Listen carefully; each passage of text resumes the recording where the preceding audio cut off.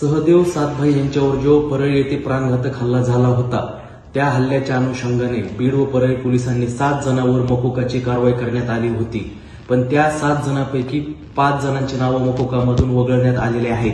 बीड व परळी पोलिसांनी ज्यावेळेस सातभाई प्रकरणाचं चार्जशीट हे पोलीस महानिरीक्षकांकडे पाठवण्यात आलं त्याच्यामधून 5 जणांची नावं पोलीस महानिरीक्षकांनी वगळण्यात आली. पण विशेष व आश्चर्याची बाब म्हणजे गोट्या गीतेचं नाव पण मकोकामधून वगळण्यात आलेलं आहे.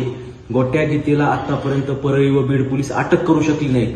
वरून त्याला चौकशीला बोललेलं नाही, त्याला अटक केलेलं नाहीये. तो बऱ्याच गुन्ह्यामध्ये तो संशयित आरोपी आहे. त्याच्यावर असंख्य महाराष्ट्रामध्ये गुन्हे दाखल आहेत गोट्या गीतेवर. पण पोलीस महानिरीक्षकांनी पण कोणतीही दखल न घेता त्याच्यावरचा मकोका हटवण्यात आलेला आहे. त्याच्यासोबत 14 जणांचे नाव वगळण्यात आलेले आहेत.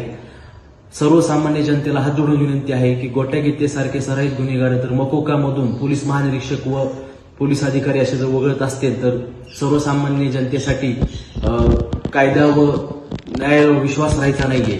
त्याच्यामुळे सर्वसामान्य जनतेला मी आवाहन करतो की सगळ्यांनी ह्या प्रकरणामध्ये लक्ष घालावं. गोट्या गीतेला लवकरात लवकर अटक करून त्याच्यावर पुन्हा एकदा मकोकाची कारवाई करण्यात यावी.